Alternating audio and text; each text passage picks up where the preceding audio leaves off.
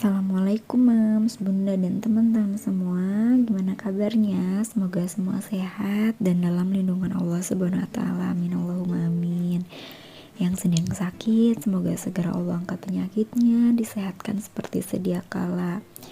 Nah, di sini aku mau bikin planning untuk bulan depan, untuk 1 bulan ke depan. Jadi ini cara aku mengatur keuangan. Nah, sebelumnya aku disclaimer dulu bahwa ini gak ada unsur maksud ria atau pamer ya teman-teman. Ini murni aku mau sharing gimana cara aku mengatur keuangan. Semoga ada manfaat yang bisa diambil dari video aku ini. Nah, di sini juga aku gak pure mengatur keseluruhan gaji suami aku ya. Jadi aku ini hanya minta untuk kebutuhan dalam 1 bulan untuk sehari-hari gitu. Jadi nggak full sepenuhnya aku yang mengatur. Jadi ini hanya setengahnya lagi itu jadi suami yang pegang untuk tabungan utama sama untuk ngasih orang tua dan kebutuhan suami untuk jajan ataupun untuk bensin gitu. Nah, di sini di awal maaf ya aku nggak begitu kreatif untuk gambar-gambar, jadi ini seadanya, maaf kalau tidak membuat terasa lebih indah tulisannya, jadi dimaklum. Nah, sebenarnya juga aku budgeting ini baru beberapa bulan ketika aku udah resign, jadi baru akulah untuk melakukan belajar budgeting karena kan dikasih uang nih sama suami, jadi mau gak mau gimana caranya untuk cukup dalam 1 bulan itu gitu. Sedangkan dulu zaman kerja kan kayak dikasih uang sama suami, kalau kurang aku pakai gaji aku gitu kan. Nah, ini tuh mau gak mau kalau habis kan aku gak bisa pakai gaji, jadi mau gak mau sebulan ini harus cukup sama apa yang udah dikasih sama suami. Nah, ini yang pertama kita harus tulis yaitu pemasukan kita, income kita. Ini dari suami yang aku tulis yaitu 4.300.000 dalam sebulan. Nah, terus yang pertama kali harus langsung disisihin itu adalah kewajiban, dimana ada kontrakan ini 1 juta per bulannya. Terus ada untuk orang tua, di sini aku sisihin 200. Nah, untuk orang tua ini bukan yang aku untuk ngasih per bulan rutin gitu. Jadi ini sebenarnya aku sisihin kayak buat gift gitu, kalau ada ulang tahun atau keperluan apa. Sedangkan kalau ngasih yang rutin gitu biasanya itu suami. Jadi aku nggak membatasi juga sih, suami kalau mau ngasih ke orang tuanya ya silakan, mau berapapun dan kapanpun, karena kan yang utama megangnya juga suami.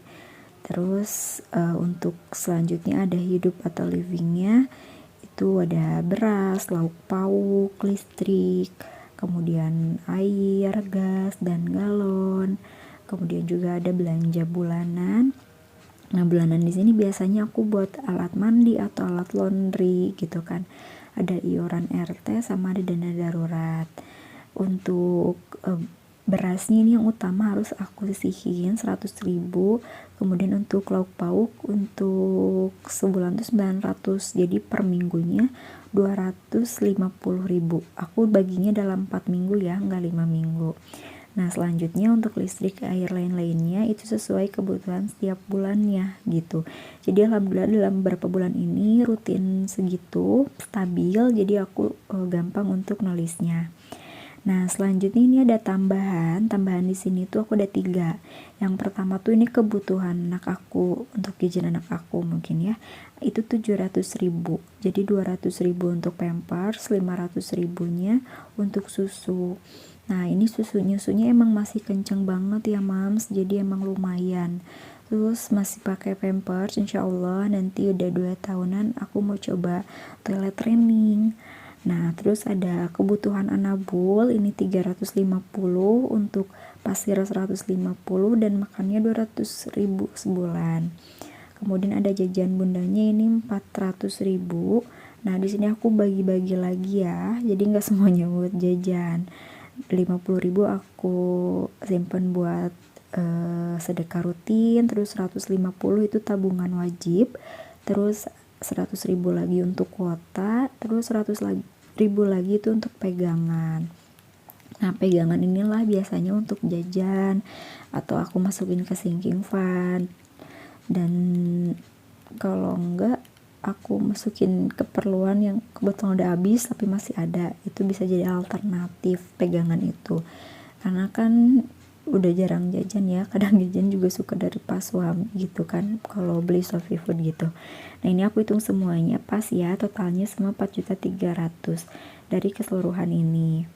Nah, jadi teman-teman semua, sebenarnya kalau dari 100% itu 50% untuk living, terus 20% untuk tabungan, 30%-nya bisa untuk hiburan ataupun kebutuhan sekunder lainnya. Nah, tapi di sini aku lebih ke mungkin 45%. 40%-nya aku kebutuhan hidup yang aku pegang, sisanya itu untuk tabungan dan untuk ngasih orang tua itu suami yang pegang, ataupun kebutuhan darurat aku sisihin sedikit kalau untuk yang ringan-ringan. Kalau yang berat itu tetap pas suami yang pegang. Oke, jadi ini aku udah selesai, dan itu jangan dijadiin acuan atau patokan, mungkin setiap bulannya bisa berubah dari si kebutuhannya. Tapi alhamdulillah dalam beberapa bulan ini pengeluaran mingguan atau bulanan masih stabil ya mams, nggak over budget, jadi masih sesuai sama targetnya. Nah, di sini biasanya sih yang suka over tuh kalau susu dede, kadang itu lebih dari 500, tapi itu aku jadi minta ke pas suami kalau emang kurang. Tapi kebanyakan sih pas gitu, 500.000 itu untuk 1 bulan. Itu tuh untuk sekitar 3 kilo mungkin dalam sebulan sih susunya. Lumayan ya mams ya. Di sini ada yang sama nggak? Ini usia aku udah mau 2 tahun anaknya, tapi kan masih emang kenceng banget sih nyusunya gitu. Jadi semoga tinggal pampersnya yang aku kurangin biar aku bisa belajar toilet training. Kalau susu sih emang makan yang utama kan, cuman tetap habis makan kadang tetap nennya kuat juga. Oke, ini yang utamanya udah aku tulis. Nah, selain aku tulis planning untuk sebulan ke depan ini, aku juga biasanya di sini tulis untuk rekapan belanja bulanannya. Nah, jadi si rekapan bulanan ini tuh biasanya aku tulis keperluan yang aku udah beli gitu. Jadi kayak misalkan di sini ada beberapa. Nah, di sini tuh aku tulis susu dede, pampers, kemudian aqua galon, isi ulang, gas, sama makanan kucing. Jadi aku tulis tuh tanggal pembelian, aku tulis berapa gitu. Jadi dalam setiap bulannya aku tahu nih ini over atau lebih atau kurang dari biasanya. Dan biasanya aku untuk susu tuh kayak untuk sekilo ini tuh habis berapa hari tuh aku kelihatan dari sini setiap tanggalnya, karena aku tulis juga kan. Ini tuh memudahkan banget gitu. Terus di sini ada kebutuhan laundry sama alat mandinya aku tulis juga. Jadi aku rinciin gitu nih alat mandi sama alat laundry. Jadi ini enggak yang full semuanya dibeli setiap bulan.